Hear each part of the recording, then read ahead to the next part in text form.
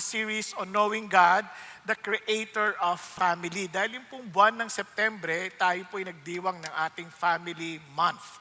Now, ilan sa inyo ang wala rito nung nakaraang linggo? Gusto ko lang malaman, huwag ko kayo mag-alala. Ayan, saan kayo?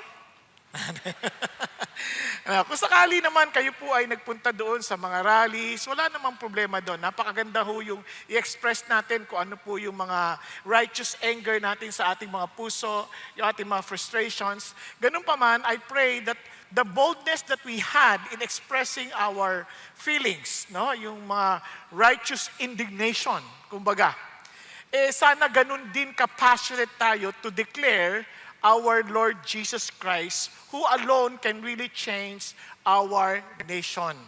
Ba't ko nasabi? Lagi ko po naririnig itong Vox Populi, Vox Dei. Sa alam siya, totoo lang ho, hindi ho totoo yun eh. Kasi yung kung naalala ninyo, we had that in the people's power. We had that. And ano nangyari sa atin? We even got worse. Napansin nyo ba yan?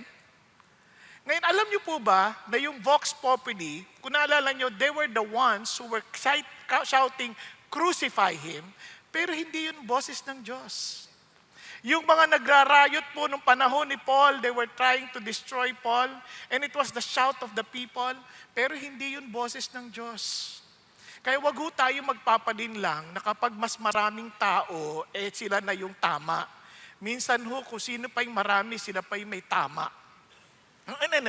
I hope na hindi nyo, para lang maintindihan ho natin. So, the only power that really much more powerful than the power of people, yung pong power ng Diyos. Kasi yung kapangyarihan ng Diyos, it changes our hearts. It transforms us into the likeness of His Son, Jesus Christ. Kaya naman po, lagi ho nating ipagsigawan that only Jesus can truly change lives. Amen?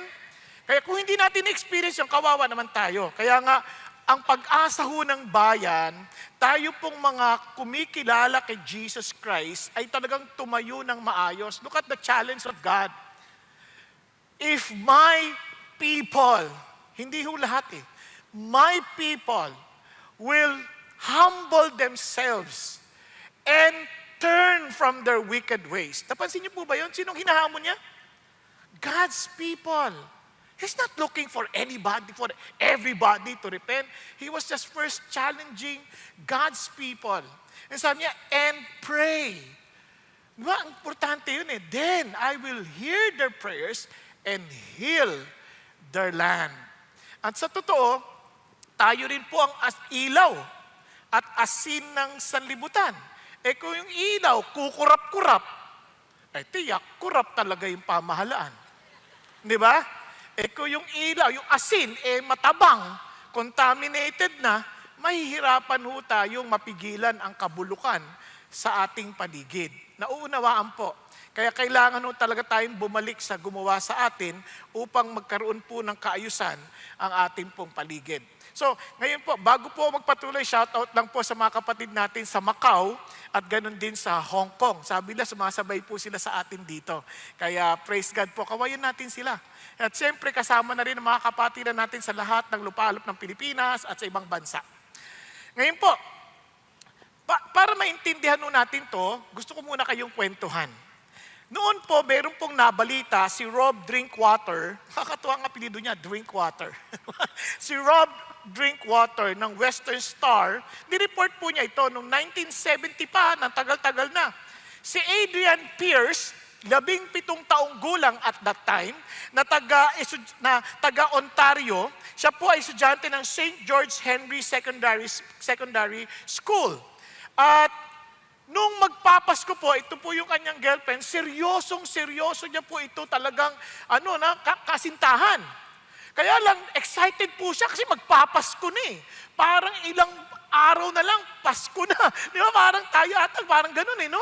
Malapit na Di eto, excited na siya. Kanya lang, nung panahon na nagkita sila, nako, siya po ay binrake. Yung binrake up po yung relationship. Sobrang awit. Sobrang, hindi na naintindihan na matatanda yon kasi pang-aming salita ang mga bata yun eh. Di ba? Sobrang sakit ho nung kanyang naramdaman. No? Talagang iyak ho siya. Tapos, ang masama pa, nagbigay pa ng regalo. Di ba? Nung nagbigay ng regalo, di ba, inuwi naman niya. At nilagay niya na sa ilalim ng Christmas tree at hindi na binuksan. Lumipas ang maraming Christmas, hindi niya to binuksan. Lumipas ang maraming taon at nagkaroon na rin siya ng asawa at mga anak. Nandoon pa rin sa Christmas tree.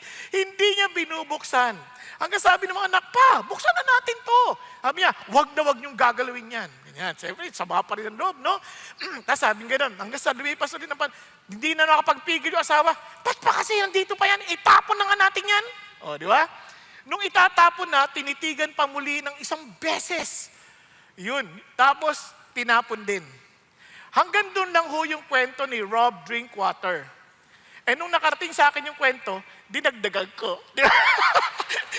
Atin-atin lang yun ha. Nung tinapon, nakuha na ng garbage collector at naintriga. Binuksan. Nako, pagbukas talaga, ang laki ng bukas ng mata. At alam nyo kung anong nakita niya? Mamaya. Mamaya. Huwag ka muna kaalis. Mamaya. Ngayon, sige.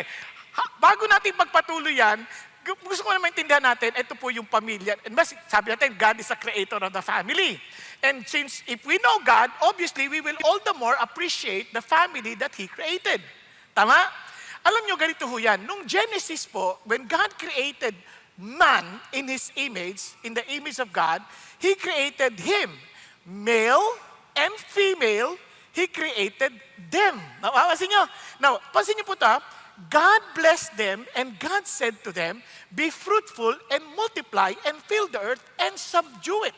Ang heart ng Diyos, sabi niya, since they were created in the image of God, sabi niya, be fruitful and multiply. Eh bakit po ganun ang heart ng Diyos? Nung nilikha ng Diyos ang pamilya, ang kanyang isip is for the whole world to be filled with His image. Yung buong mundo, talagang mapuno ng image ng Diyos. Ang problema, nagkasala ang tao, kaya ang ikinalat ng tao ay ang sinful image of man. Sobrang makasarili, sobra po talagang pasaway, hiwalay sa kalooban ng Diyos. Kaya ang ginawa ng Diyos, siya po ang gumawa ng solusyon, ibinigay niya ang kanyang bugtong na anak na si Jesus, at nung inayos ni Jesus, idinil niya yung issue ng sin, binaligtad niya ngayon, sabi niya, go and make disciples of all nations. Napansin niyo ba yan? Sabi niya, baptize them in the name of the Father, the Son, and the Holy Spirit. Parang sinasabi niya, kung nung una, bago sila sumuway sa akin, I want them to become my followers and be brought back to the image of God. Gusto niya ibalik yon sa image ng Diyos. At ano yung image ng Diyos? Remember yung word na baptize, ito po ay pagpapalit kulay. Yun po ay proseso ng pagpapalit kulay, inilulubog yung tela o yung damit para palitan yung kulay. Kung ito ay puti, gagawing pula at yung pula na ang bagong image ng damit. So meaning to say, i-baptize them. Ibig sabihin, ibalik mo sila sa image ng Diyos. Ano image ng Diyos? In the name, isa lang po yun, singular. In the name of the Father, ito po yan, para makita natin. The name of the Father and the Son and the Holy Spirit. So ang image ng Diyos ay in one God in three person. No, yun ang image ng Diyos. Anong saysay nun? Anong halaga nun? Maintindihan nyo kung ano yung halaga nun para maintindihan nyo kung bakit ang pamilya, picture yan dapat ng relationship ng Diyos Ama, ng Anak at ng Espiritu Santo. Tingnan nyo po. Tingnan nyo yung panalangin ni Jesus. I do not ask on behalf of this alone. Meaning, hindi ko pinapanalangin yung mga alagad ko lamang. Ngunit maging yung mga maniniwala sa akin sa pamamagitan ng kanilang mga salita. Sila ay magkaisa. Katulad ng Ama na nasa sa akin at ako na nasa sa Kanya. Sabi ganon, o kaya nasa sa iyo kasi nakausap niya si God eh. And so that they also may be in us. Sila ay makasama natin. upang ang buong mundo ay maniwala na ako nga ay galing sa'yo. Nakuha natin. Okay, tuloy tayo. Sa verse 23, sabi niya, I in them, and you in me, that they may be perfected in unity, so that the world may know. Nabitin Ba't ganun yan? Okay, di ba? Ang idea is for them to know that Jesus, that the Father loved Him even before the foundation of the world. Yun ang continuation niyan. Basahin niyo na lang po. Sa Bible naman niyo. Now, anong idea? Here is God. Sabi niya, ito ang picture. Yung God is love. And since He is love, He loves the Son loves Him, the Holy Spirit glorify the Son. Nandun pa kayo? So yun ang picture. So meaning, kung tayo po ay nasa image ng Diyos, ano dapat ang makikita mong picture sa mga pamilya? Love. Diba? Kasi dapat yun na nakikita. Ang mga pamilya nagmamahalan. Ang pagmamahal, hindi yung pagtanggap ha.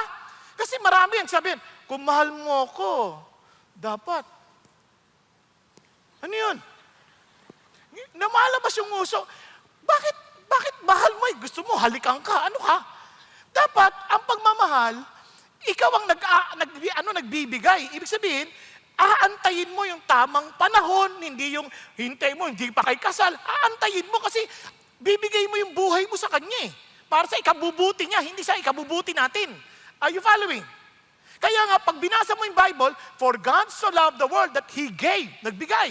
Kaya pag binasa mo yung Bible ulit, sabi niya, husbands, love your wives just as Christ loved the church, that He gave. Laging pabigay. Hindi patanggap. Kaya nga maraming mga mag-asawa sa pamilya nasisira kasi hindi naman sila nagbibigay Lagi silang nag-aantay. Parang kaya nga sabi nila, nakakasira sa relationship, unmet expectations. Tama ba? Hello, andyan pa kayo? Ngayon, bakit may unmet expectations? May expectation. Nag-aantay ka kasi hindi naman niya maibibigay lahat ng gusto mo sa buhay. Kasi tao din yan, may limitasyon. So kaya nga, ang pag-ibig, pabigay. Ganon din sa bansa natin. Kaya nga, panatag mga kabayan, iniibig ko ang Pilipinas. Anong sabi? Ibibigay mo yung buhay mo tama ba? So in short, ba? Pero ngayon ang mga panata ng karamihan, panatang makabayan, iniibig ko ang kaban ng bayan. Paano mangyayari sa atin dyan? Naghahanap tayo, ano yung makukuha, di ba? Parang yung ayuda, pareho lang yun, yung ayudang makukuha. Yung, lahat iniisip ano yung makakamtan. Kaya nga sabi ni John F. Kennedy, ang pagmamahal, sabi niya, do not ask what your country can do for you. Ask what you can do for your country. Di ba? Ganun din. O lagay mo sa pamilya. Do not ask what your parents can do for you. Ask what you can do for your parents. Tapos mga parents, do not ask what your children can do for you. Ask what you can do for your children. Sa mag-asawa, do not ask what your spouse can do for you. Ask what you can do for your spouse. Kasi kung yan, swapang lahat, pati mga bunga niyan, swapang na rin. Hindi na magre-reflect ng pag-ibig ng Diyos. Kaya tuloy, nagkakasamaan ng loob. Kaya yung samaan ng loob, magbubunga ng marami pang sama ng loob. Now, tingnan niyo pa po yung sinabi niya nakakatuwa. Dahil sabi niya, a new commandment I give to you, that you love one another, even as I have loved you, that you also love one another. Paano po nakikilalang tayo po'y alagad ng Diyos? Look at this.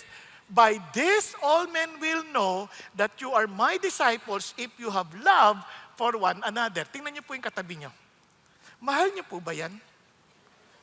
Sabi ng Bible, and this is love, that He laid down His life for us, that we ought to lay down for our lives for our brethren.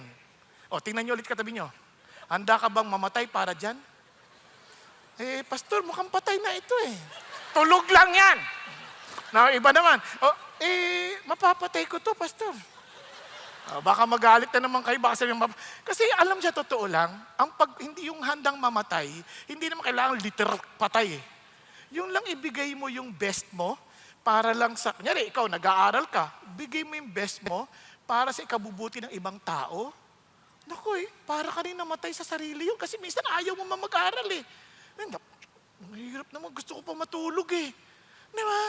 Pero hindi, kailangan ko na magising, kailangan ko na mag-aaral. Yung iba, mga nagtatrabaho, ang haba ng break time, umiiwas sa trabaho. Pero titiisin mo yon para lang, para ipagbubuti ko to para sa iba. Kasi tingnan nyo kunyari engineer ka, hindi mo pinagbuti, wala, flood control, sira. Di ba? Hindi, sa totoo lang. Kasi kung pinagbuti mo yun, checkin mo ng mabuti, wala to sa standard, ayusin nyo to. Tapos hindi yung babayaran agad, tapos hindi naman patapos.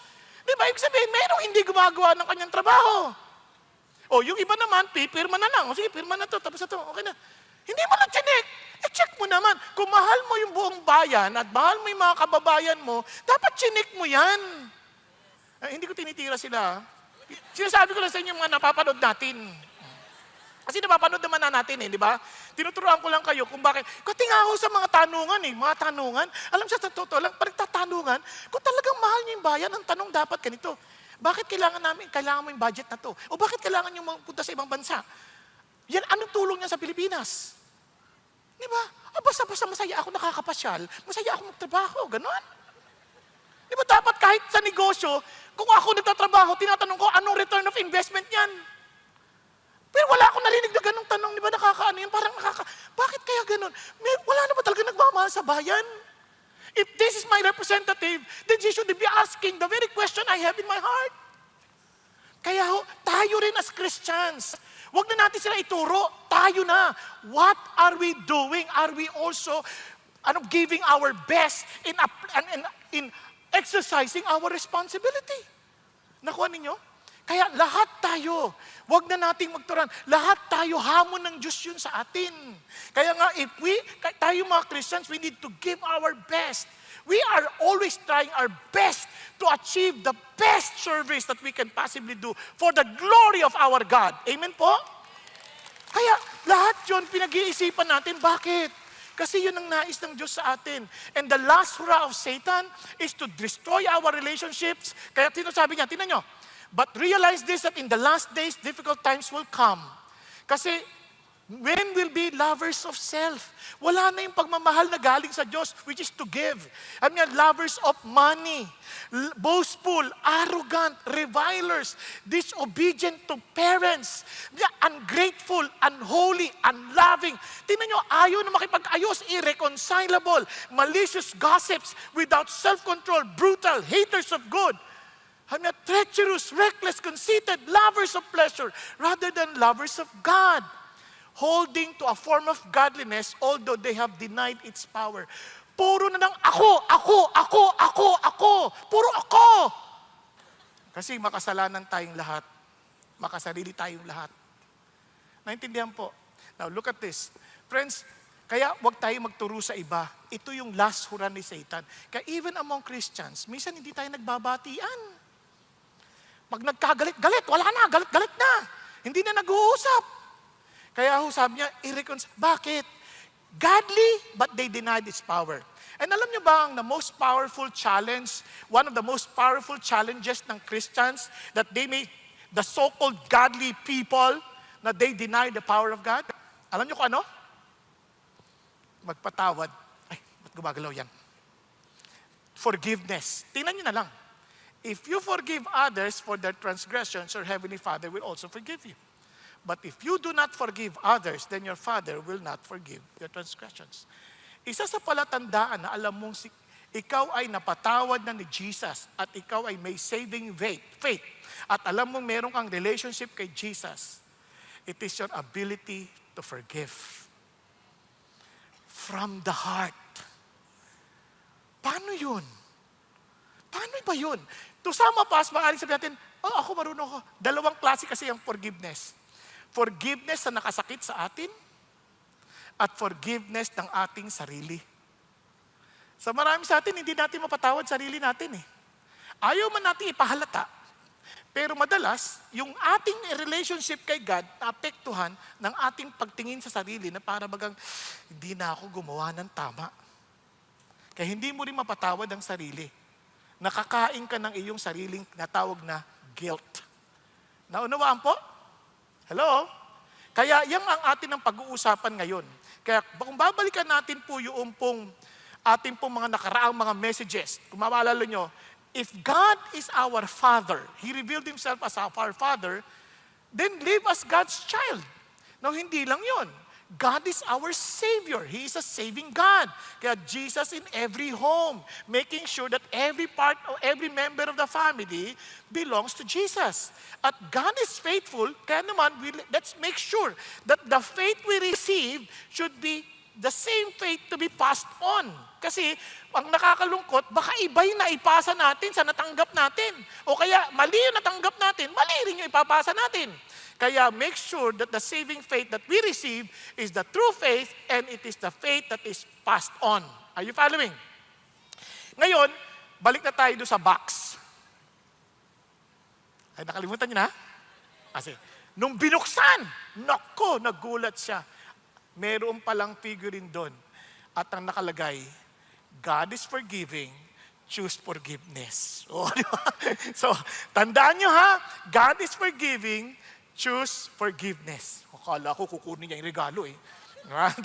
Balik tayo dito. So ano po bang ibig sabihin yan? Na para po lalo natin ma-appreciate, alam niyo kung bakit importante po yung idea ng forgiveness at mamaya maintindihan niyo kung bakit importante ito sa lahat sa atin.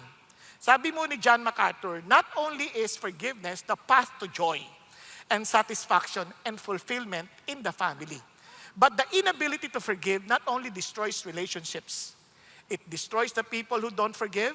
It is not only destructive of relationship, it is self-destructive. Kung mapapansin niyo kapag kayo napunta sa mga social media ngayon, minsan yung ibang mga digital creator, nag-i-instill ng galit, parang papakita na kagad.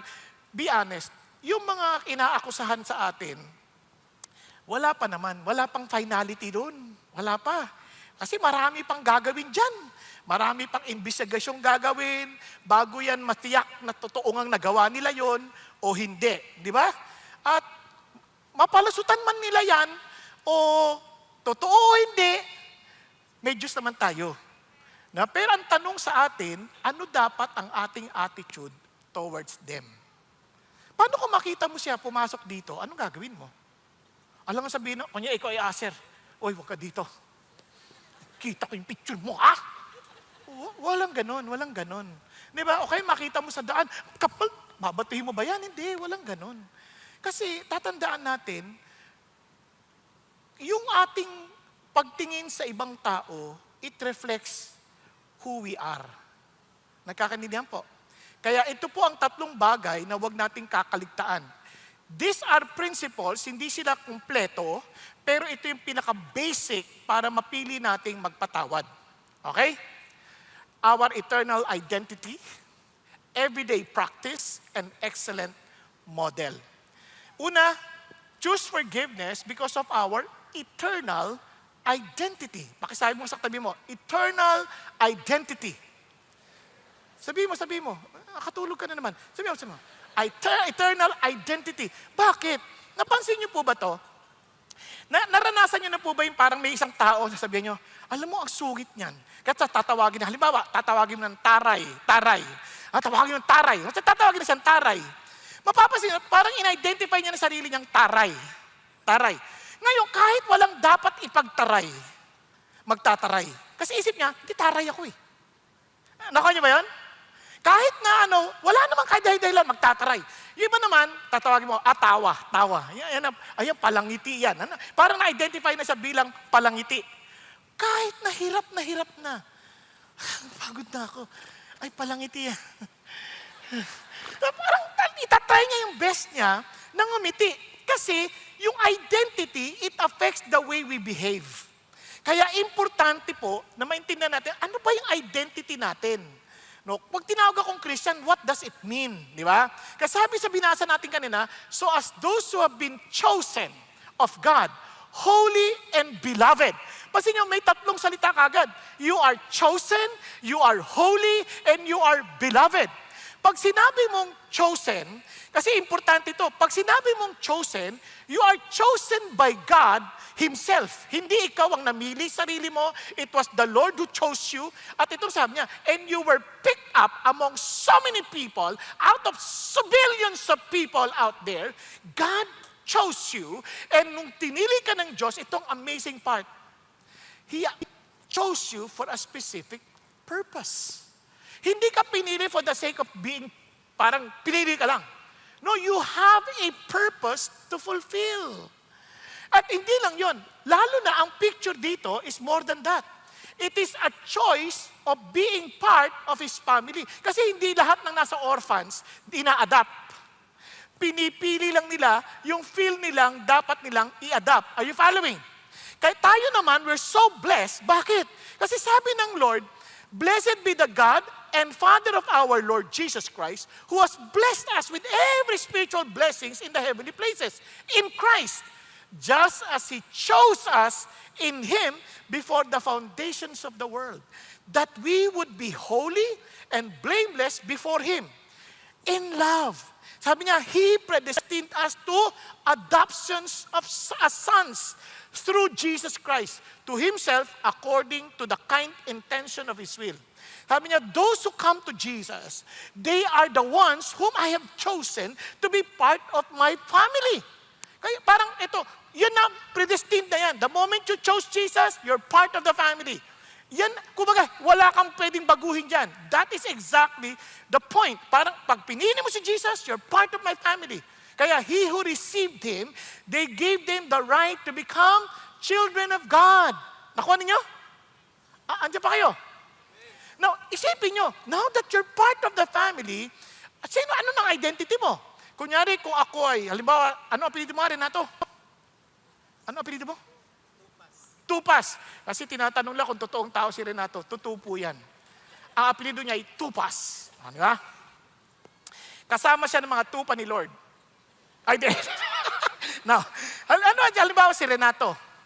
Inampon, halimbawa, ng pamilya ko. Ngayon, hindi na siya tupas. Saking na siya. Nako nyo?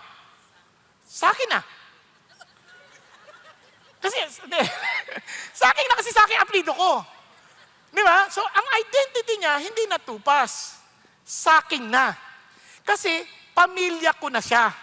Kasi the Father identifies, but the Father sets the identity of the family. Kapag binasa niyo yung Bible, son of Abraham. Son, hindi naman sinabi son of Sarah. Hindi, son of Abraham. Son of Isaac. Son, kasi yung tatay ang nagdi-determine ng identity. Kaya, we are sons of the Father. Ibig sabihin, God. Meaning, we are now being part of the identity sa tatay. Naunawaan po. Andiyan pa kayo. So, kung kayo rin ay tatay, tatandaan ninyo, you're the one setting the identity of the family. Kung kayo ay mga, kunyari, wala naman dito niyan, sa ibang church.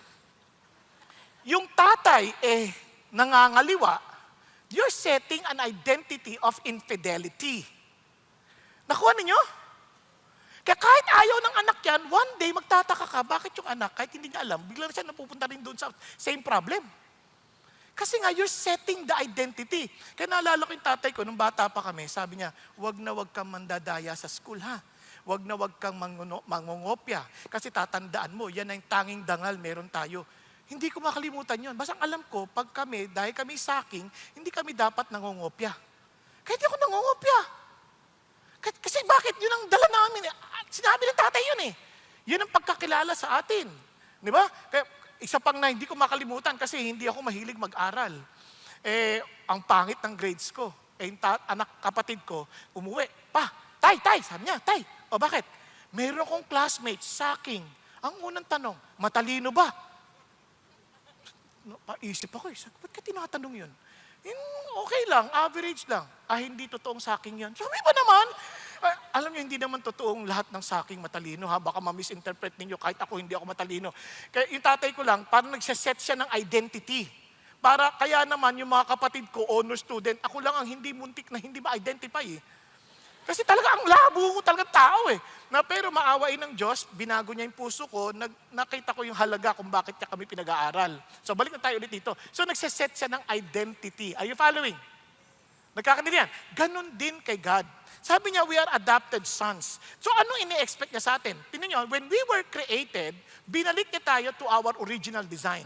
First, when we were saved, sabi niya, we are saved by grace, not because of our works. Sabi niya, it is a gift, not as a result of works, so that no one may boast. It is a gift of God. Regalo yun ng Diyos. Ngayon that you are saved, meaning, kinuha ka na.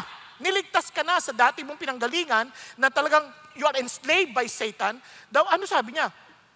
Ikaw ngayon ay binalik niya sa original mo. You are God's masterpiece. You are God's workmanship. Created in Christ Jesus for good works, which God prepared beforehand so that we would walk in them. Ano yun? Ito yung gawain ng pamilya ng Diyos. How would I know? Basahin niyo yung continuation. Tapos pupunta tayo sa verse 18 and 19, tatalunin na natin, through Him, we both have our access in one spirit to the Father. So then, you are no longer strangers and aliens, but you are fellow citizens with the saints. Can you imagine the word? Saints. Hindi mga patayan, buhayan. Sinusulatan niya mga Ephesians. Saint. So kung imagine, lahat ng Christian na tinawag niya, saint yan. Yan katabi mo, saint. Ano pangalan mo, kuya? Abraham. Saint Abraham. Yun naman, Saint Abraham. Yung, kayo po, Alan. Saint Alan. So isipin nyo, ilagay niyo yung pangalan nyo, Saint Alan. Pag-gising nyo pa lang sa umaga, pagtingin mo sa salamin, Saint Alan. Lalabas ka ngayon. Si Saint Alan ay maglalakad pupunta na sa opisina. Si Saint Alan magtatrabaho na. Ano kayang klaseng pagtatrabaho ang gagawin ni Saint Alan? Pag-isipan nyo. Ano kayang klaseng buhay? Hindi yung Saint Gerard, hindi. Wag ganon, wag ganon. Kailangan, gawin mo yung responsibility mo. Di ba? Hindi yung papangalanan mo yung sarili mong ganoon, tapos hindi naman lumalabas yung katibayan. Kasi may katibayan yun eh. Kaya nga yung sasabihin, Lord, tingnan nyo and are of God's household. Bahagi ka na ng pamilya. So meaning, whatever you do outside, your family is affected. The whole name of your family is affected. Kaya yung Christians, pansin nyo, pag sinabi nyo, ako Christian ako, tapos ito ginawa niya, nadadamay lahat. Pero anong tugon natin? Hindi natin kukondinahin. Tutulungan nating makabangon at madala hanggang sa dulo. Hindi ko makalimutan yung sinabi ni Josh McDowell. Nung tinanong siya sa hypothetically ng kanyang anak, Pa, what if I tell you that I got pregnant out of wedlock? Sa kabila ng pagiging niyang author, sa kabila ng pagiging niyang sikat na pastor, missionary, evangelist, what will you do? Sabi niya kagad sa anak niya, anak, remember this. People will no longer invite me. People will they might no longer buy my books. I will lose my job. But remember this, I will forget everything and I will first prioritize you in making sure that I will bring you along to the finish line. Yan ang Christian love. We don't put down people. Kung ginagamit natin yung mga salitang diretsuhan para lang mag-set ng example, para magdumiin sa atin, it is not to condemn. But to really understand sa ating bahagi, what should we do? If we are identified with them, we are to help them and bring them to the finish line. Are you following? Okay tayo? Pakisabi sa katabi mo, kahit anong mangyari, sasamahan kita. Tulog ka man ngayon,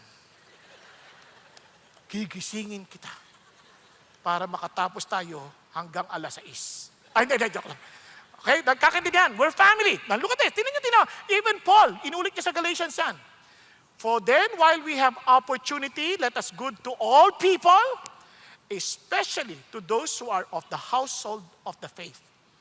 Alam nyo, narinig nyo laging blood is thicker than water. Yung ating relationship as Christians is thicker than water. Bakit? Because the very blood that makes us one family is the blood of Jesus that was shed on Calvary. Nagkakaintindihan?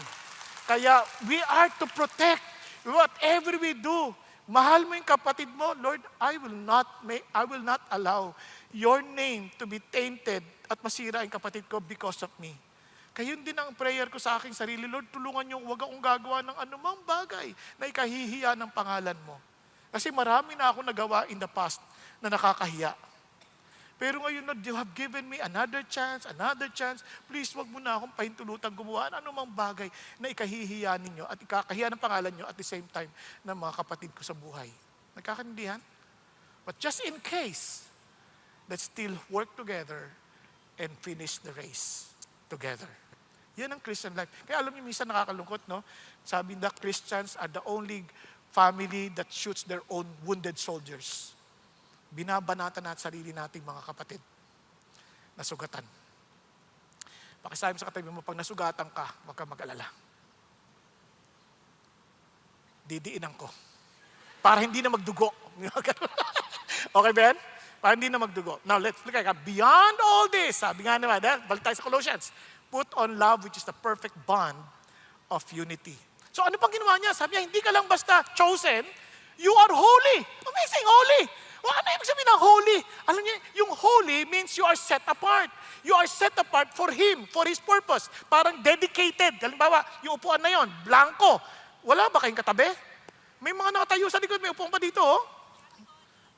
Kasi nag-volunteer. Halimbawa, ni-reserve, ayan, na-dedicated na yan kay Connie. Kung di kasi Connie, huwag ka upo dyan. Tama? Yun yung sinasabi. Kaya, pag dinedicate mo na yung buhay mo, anything that's not for God, hindi ka dyan. Kaya, yung sinabi mong, para kay God ka. Yun yung ibig sabihin ng holy. Now, ito pang amazing part dyan. Kung siya yung tatay natin, yung holy, it also connotes perfection. So, ano ibig sabihin? You have heard that it was said, you shall love your neighbor and hate your enemy.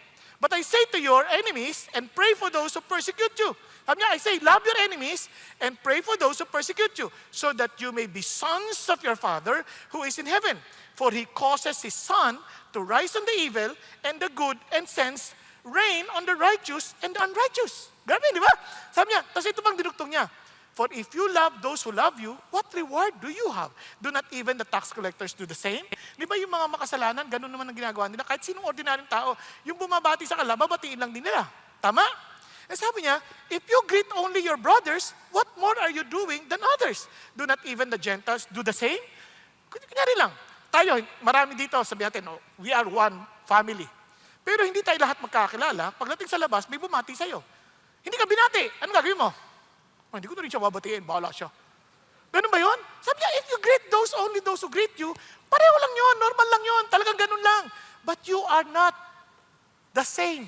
You are holy. Kaya, you greet even those who don't greet you. Okay ba yan? Ginreet nyo ba kanina yung mga ushers? Ginreet kayo, di ba? Napansin nyo, nagre-reklamo, hindi daw kayo nag-greet back? Hindi naman lahat. Kunti lang naman yung hindi. Di ba? Ganun din tayo, magbati. Diba? Yun lang. Alam nyo ba, ang laking tulong, ngiti lang, ang laking tulong. Yung down na tao, biglang may ngumiti sa kanya. Uy, nakakagaan ng loob. Tama? Kaya yung bagay na yung pagbati, ano ba? Kaya ang sabi ng Bible, bakit natin gagawin yun? Therefore, you are to be perfect as your Heavenly Father is perfect. At lalo na secured tayo because we are not only holy, we are beloved. We are so loved. Kasi sabi ng Panginoon, how great the love a Father has bestowed on us that we would be called children of God. So anong identity natin? We are children of God. At kung children of God, we are chosen, we are holy, and we are beloved. Or beloved. Now, isipin nyo, kung ikaw'y punong-puno na ng pagmamahal mula sa tatay, hindi ka na ma-insecure magmahal sa iba.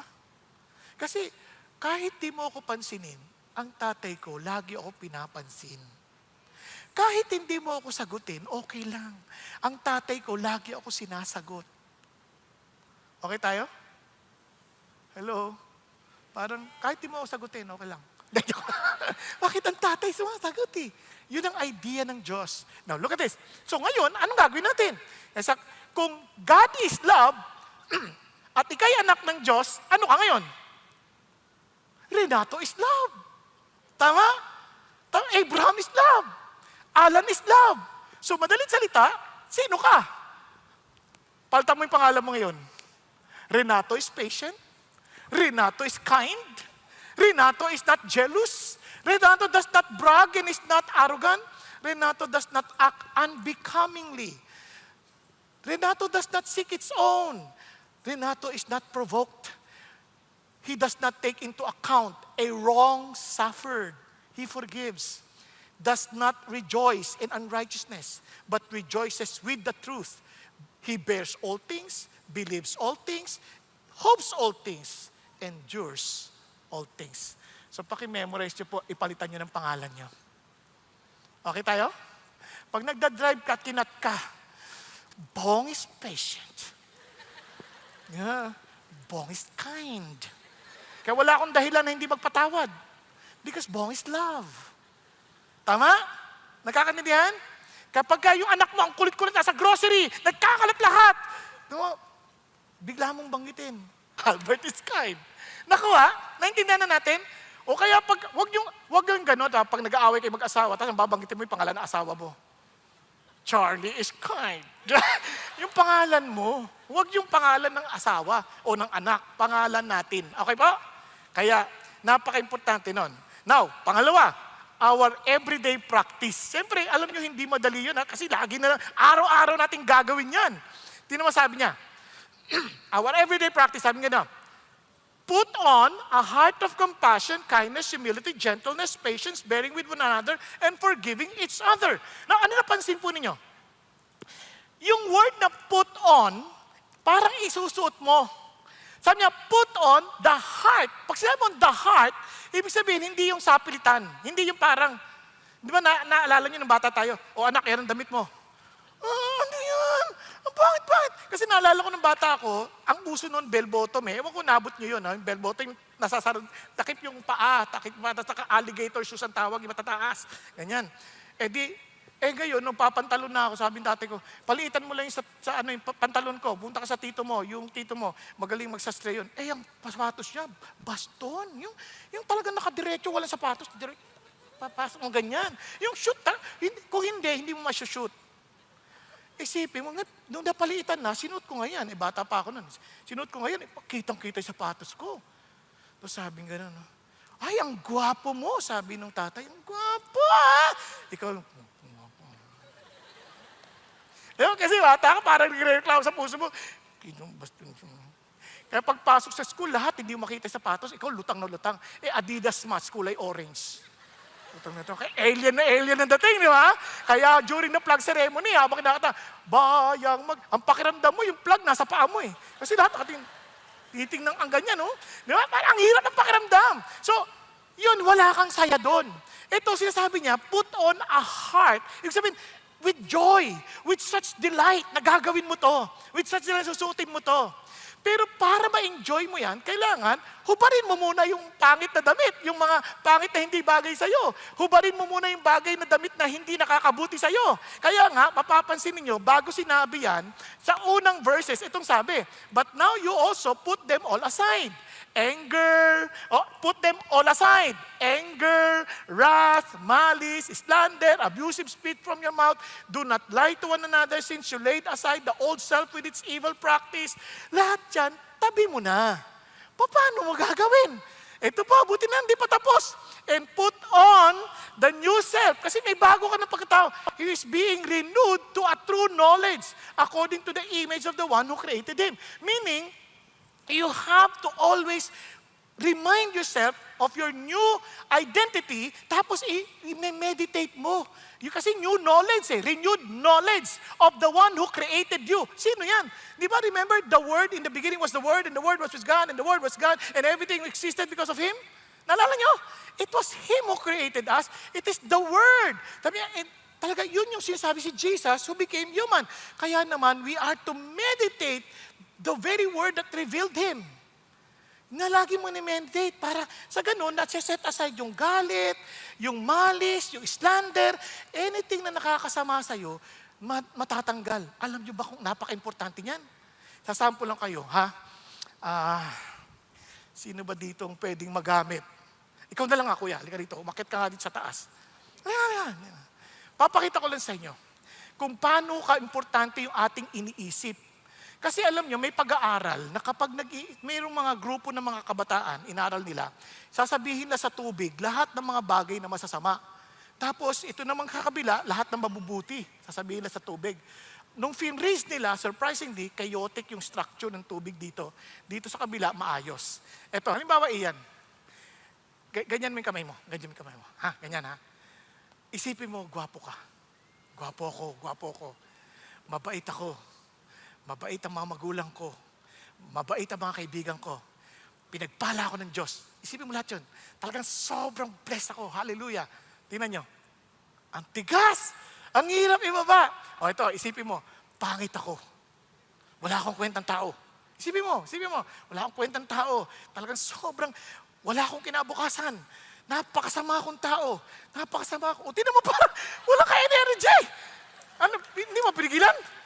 Oh, bakit? Wala. Hindi mo na alam, no? Bakit, no? Kasi huwag ka mag-alala, hindi totoo yung mga pinagsasabi natin huli, ha?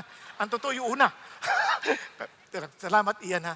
Napansin niyo, walang pagbabago doon sa pagganyan ko. Inuna ko na nga yung magaganda para hindi siya ready, di ba? Ngayon, ready na siya dapat. Pero biglang bagsak na lang. Kasi nga, pag malaging masamang iniisip natin, lalo kung meron tayong unforgiveness, minsan kung sino pa yung nagmamahal sa atin, masasaktan din natin. Wala tayong ka-energy. Nakuha ninyo? Okay tayo dyan, ha? Kaya nga, nung mga pinag-aralan lang, ito sinare ni Pastor Marty kagabi. Tuwan-tuwa ako. Yung impact ng reading the Bible, yung nagme-meditate.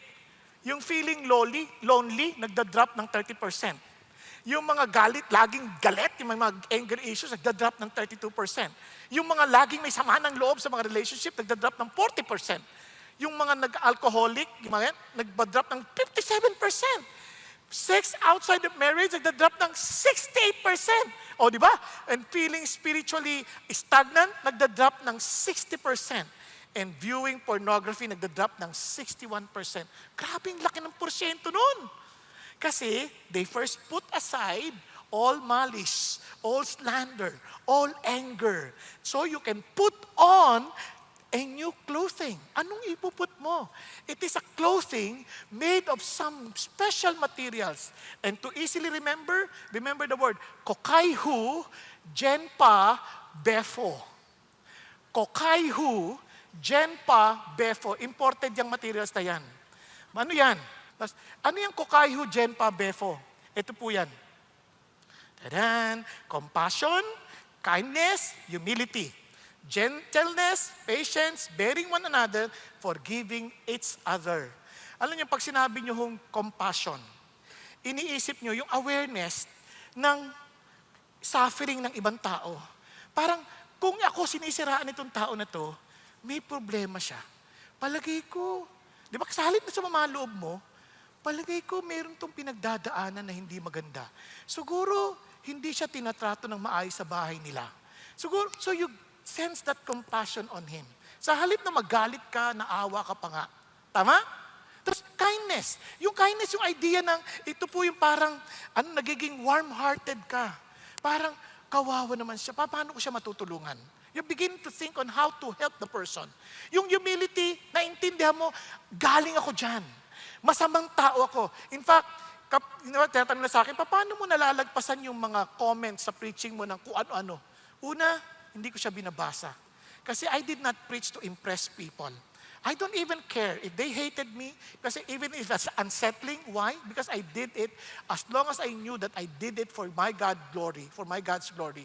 Kasi iba-ibang preferences ng tao. Some they may like it, some may not. Sabi, paano hindi sila maliligtas? The Lord alone can save, not me.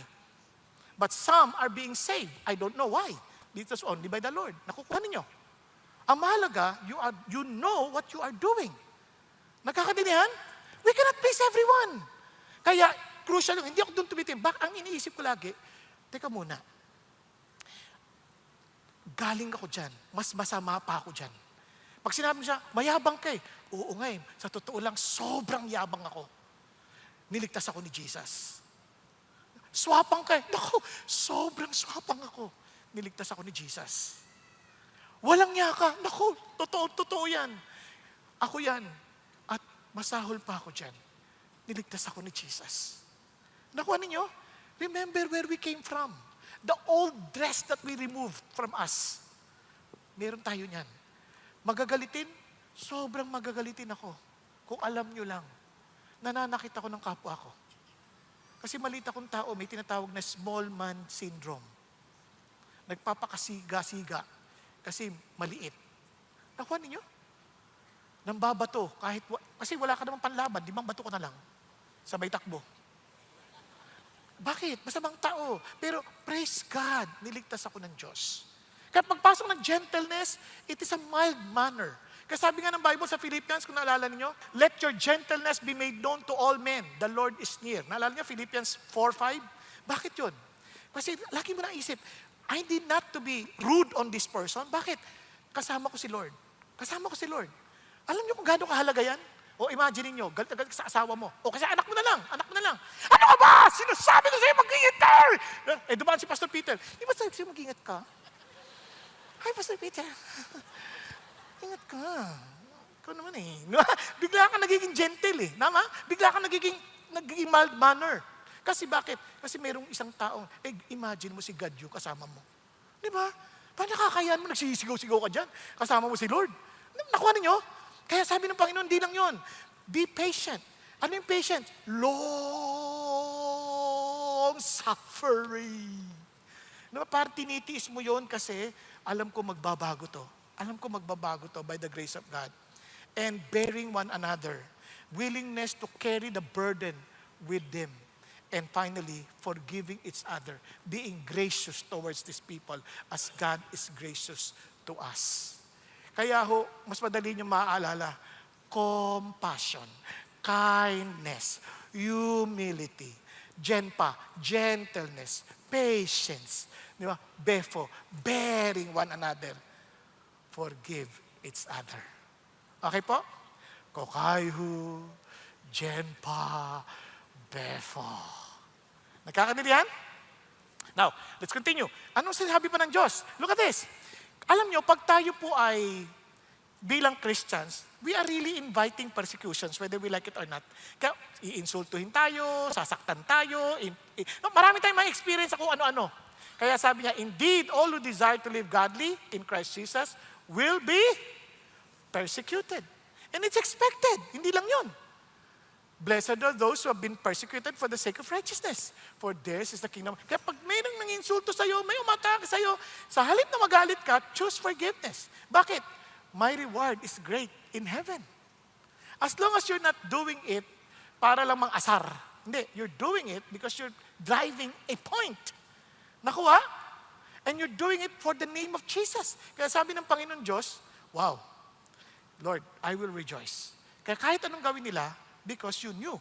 Kaya naman, madali ka magpatawad. Yung iba naman, anong ibig sabihin magpatawad? Sobrang sukdulan ng sama ng ginawa niya.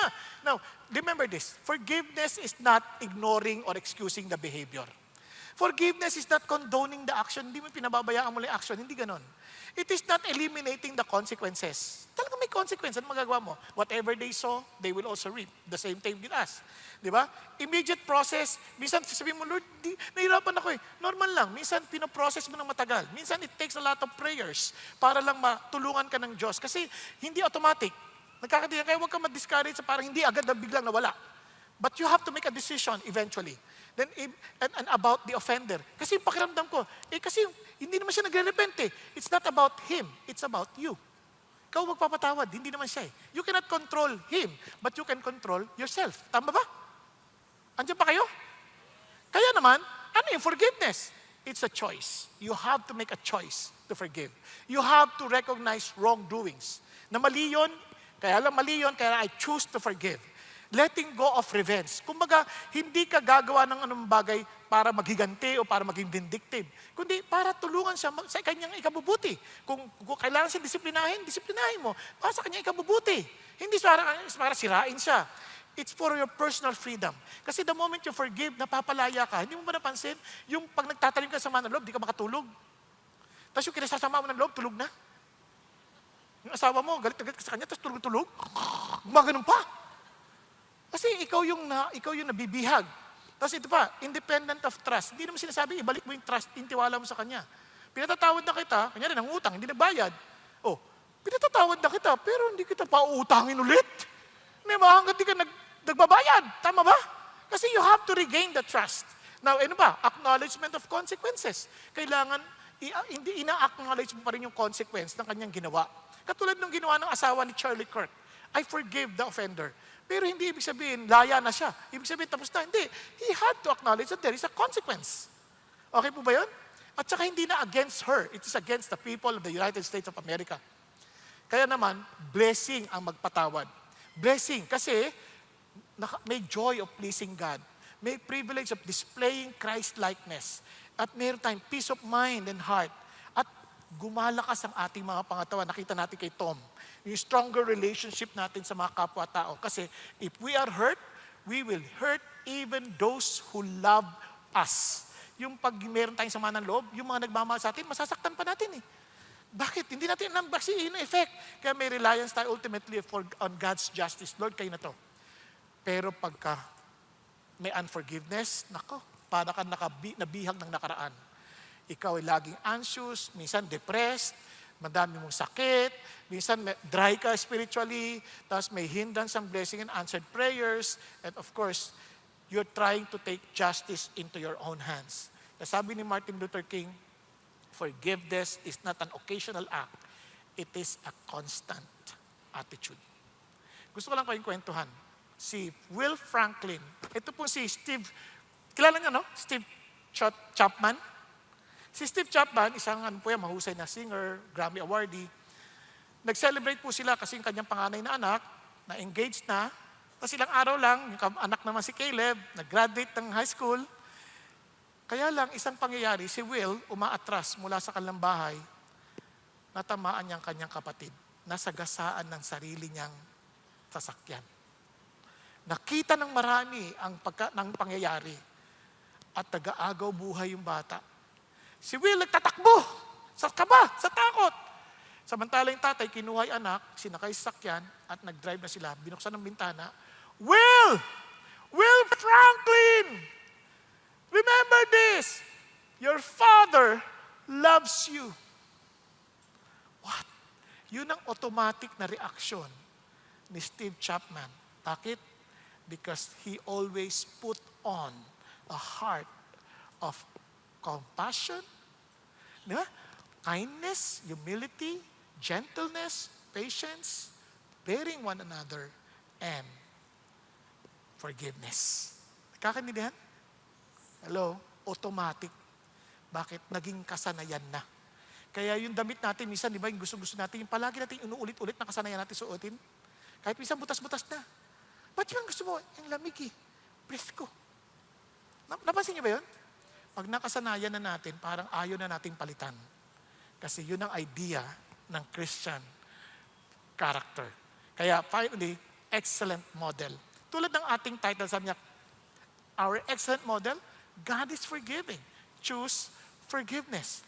So, sabi ng Bible, tingnan niya, just as the Lord forgave you, so also should you. Talagang inano kagad kung paano ko pinatawad ng Lord. Now, mabilisan na lang. Paano tayo pinatawad ng Diyos?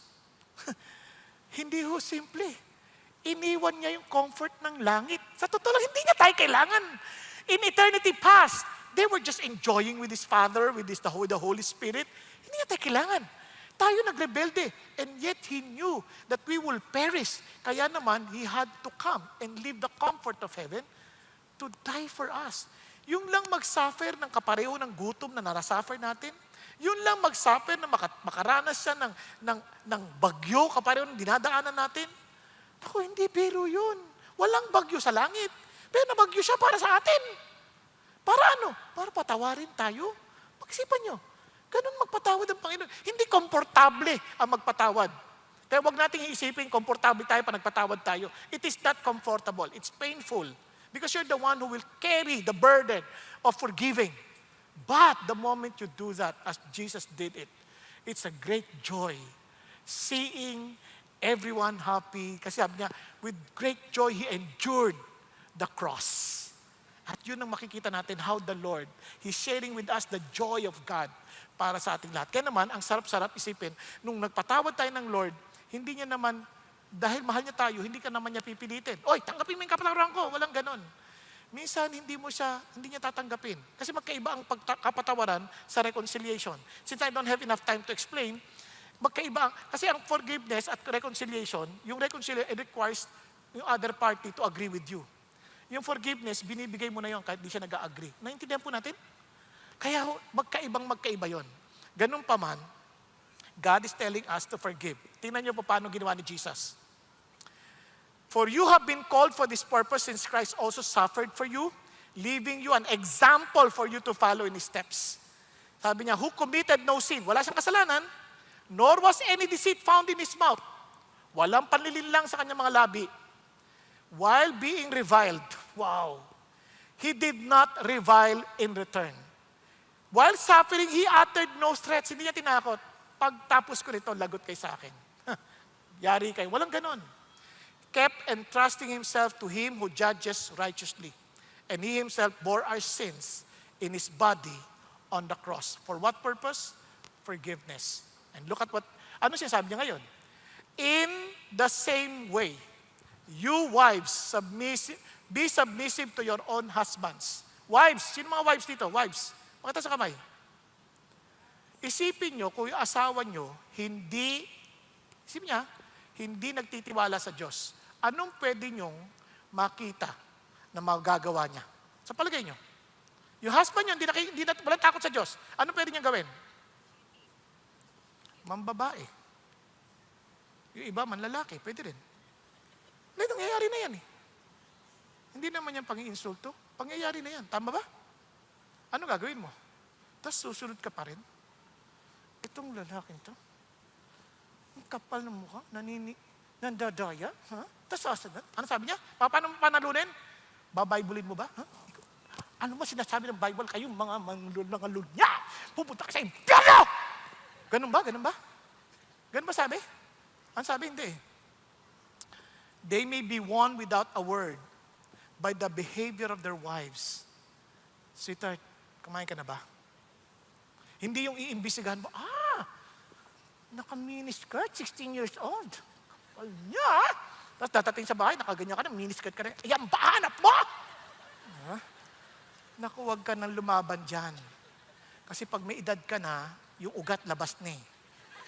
Ganun ang mga puno, kaya wala kang laban. Huwag mo labanan doon, labanan mo sa, sweetheart, pinagluto ko ng paborito mo. Mamasahin kita, ha? Kung ito'y naglolo ko, anong ginawa ng asawa ko? Parang lalasunin yata ako. Nakanya? Then they will be won by their behavior.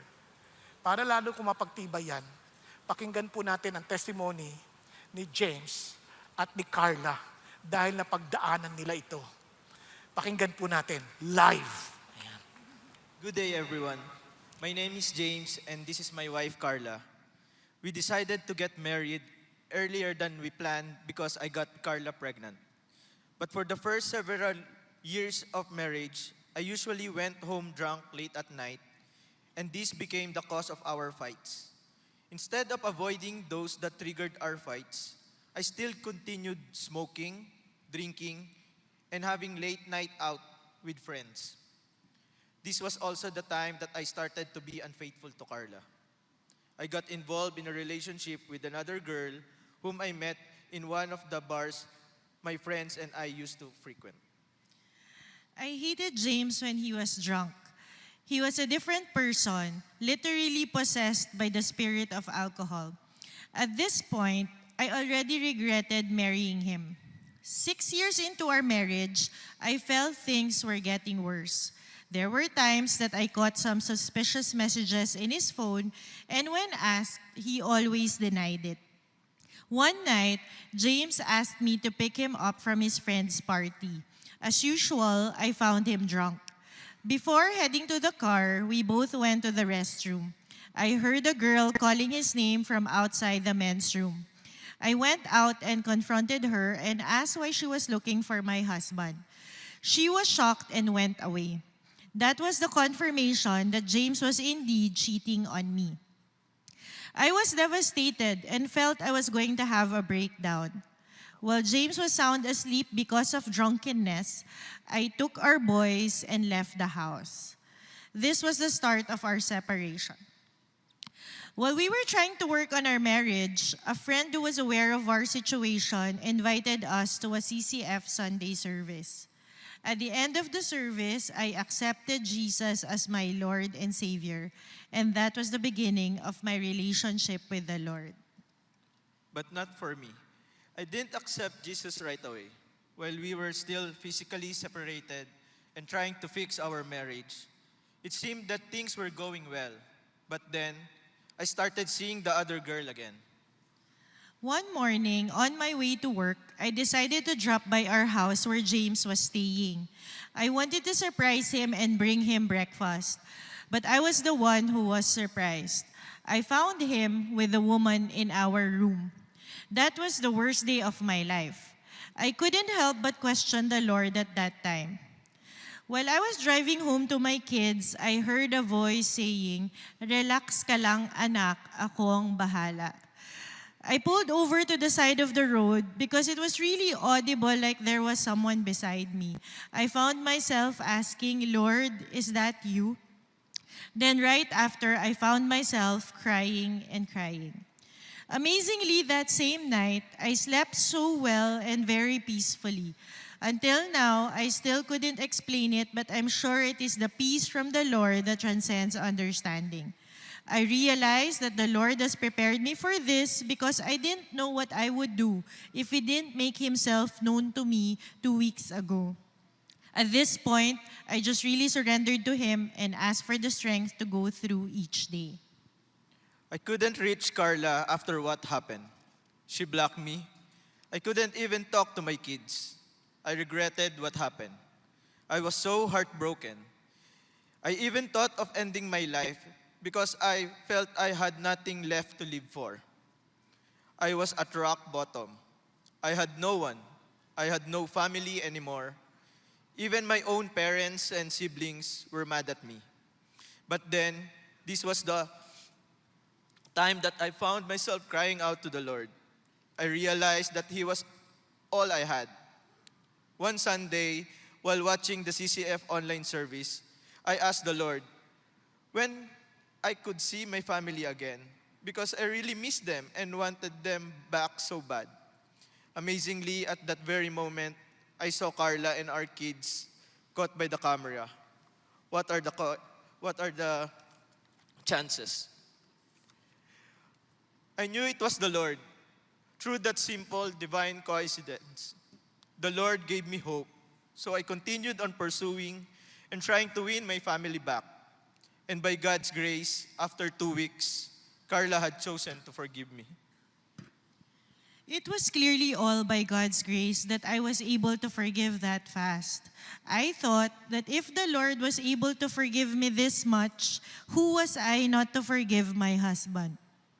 And what's more amazing and unbelievable is that I found myself giving James back my full trust. Since then, we started to experience a transformative work of the Lord in our marriage. I started to realize my shortcomings as well as a wife. 2 years later, the Lord impressed in my heart to reach out to the woman that James got involved with and tell her that I had forgiven her. I was hesitant at first, but by God's grace, I was able to do it. I didn't expect a reply, but she did said one, and with an apology. Carla and I attended 2 couples retreat, which also greatly helped us to have a deeper relationship, first with the Lord and with each other. We also attended the True Life retreat and got baptized. By God's grace, I lost the desire to drink and smoke. I found myself staying at home most of the time, preferring to be with my family and play with my boys instead. I also found a new hobby in cycling, which I believe God used to replace all my vices. I have also been faithful to Carla since then. We are now also part of Couples D Group and are also leading our own Couples D Group. This year, we celebrated our 15th wedding anniversary. I am a happy wife to the best husband and father, and we are happy parents to our now teenage boys, Miguel and Basti. I am also happily serving at Next Gen as a squad leader for Level 2 kids. Please continue to pray for our marriage and our family, that the Lord will continue to use our marriage for His glory and purpose. All praise, honor, and glory to God. Oh, you see, minsan di mo alam mo, susunod ka sa Diyos, huwag mong awayin, pero ang Diyos kikilos. Amen po. Alam niyo, hindi natapos doon ha. Baka isipin niyo yung babae lang. Ganon din sa lalaki. Tingnan niyo, sa verse 7, in the same way, sabi ng Panginoon Diyos, in the same way, ayan na, you husbands, in the same way, similar to what Jesus did. Live with your wives in an understanding way as with someone weaker. Kasi ang idea dito, hindi Christian yung babae. Kung hindi Christian yung babae, isipin nyo anong pwede niya rin gawin. Same thing. But you have to understand that they're just weaker in terms of yung kanilang pong, well, perhaps sa kanilang physical strength. Kaya wag mo sapakin, wag mong gulpin. Kasi may mga ganun, di ba? Ang sabi niya, since she is a woman, and show her honor as the fellow heir of the grace of life, so that your prayers will not be hindered. Isipin niyo yung mga panalangin natin, sinasagot ng Diyos. At ito, dito pinakita naman, naging Christian yung babae. Pero isipin niyo, minsan kahit Christian na, minsan, syempre, tao pa din yan eh. Hindi pa rin yan, hindi pa rin perfect. But we need to be understanding towards them. Now, and finally, sabi nga nun, to sum up, all of you, be harmonious, sympathetic, brotherly, kind-hearted, and humble in spirit, not returning evil for evil, insult for insult, but giving a blessing instead. For you were called for the very purpose that you might inherit a blessing. The heart of God is to bless us. At anong sikreto? Learn to forgive. Kasi kung hindi ka magpapatawad, makikipaggantihan ka ng insulto. Makikipagsuklian ka ng masasama. Tama ba? But sabi ng Lord, just understand our model, si Jesus. So in the same way, forgive. In the same way, forgive. So ang idea nito ganito. Alam mong pinatawad ka? Nakakapagpatawad ka ba the way Jesus forgave you? Pag-isipan ninyo. And let me end. Dito ako talaga tuwan-tuwa sa Panginoon Diyos. Naalala niyo po, minsan, pag hingi tayong tawad, Lord, pangako ko, gagawin ko to. Hindi naman ganun si Lord magpatawad eh. Si Lord nagpatawad dahil binayaran niya na sa krus. Hindi dahil sa mga pangako natin, kundi ginawa na ni Jesus. Naalala niyo yung thief on the cross? Wala naman na siyang pagkakataon para magbago eh. Ang sabi niya, Lord, alalahanin niyo lang po ako. Hindi niya sinabi, ligtas mo ako. Sama mo ako sa langit. Sabi niya, alalahanin niyo na lang po ako, Panginoon. Wala na siya sinabi, alalahanin niyo lang po ako. Kumbaga, kasalanan ko naman talaga lahat eh. Alalahanin niyo na lang po ako. Ano sabi ni Lord? Hindi lang kita alalahanin. Ngayon, makakasama kita sa paraiso. Grabe, no? Now, tingnan niyo po ang biyaya ng Diyos. Kaya huwag ka, patawarin mo na rin ang sarili mo dahil pinatawad ka na ni Jesus. At tingnan sabi ng Lord, si Abraham, nagsinungaling, pinatawad ni Lord. Si David, nang babae na, nakapatay pa, pinatawad ni Lord. So, humingi ng totoo ng tawad sa Panginoon, nagpatawad eh. Si Paul, terorista yun. Tinakot niya yung mga Christians. Pinatawad ni Lord. Yung thief, pinatawad ni Lord. Tingnan mo yung katabi mo. Pinatawad din ni Lord yan. Kaya lang, paano kung di niya tinanggap yung kapatawaran? Kasalanan niya na yun. Basta pinatawad ka na ni Lord. It's just a matter of accepting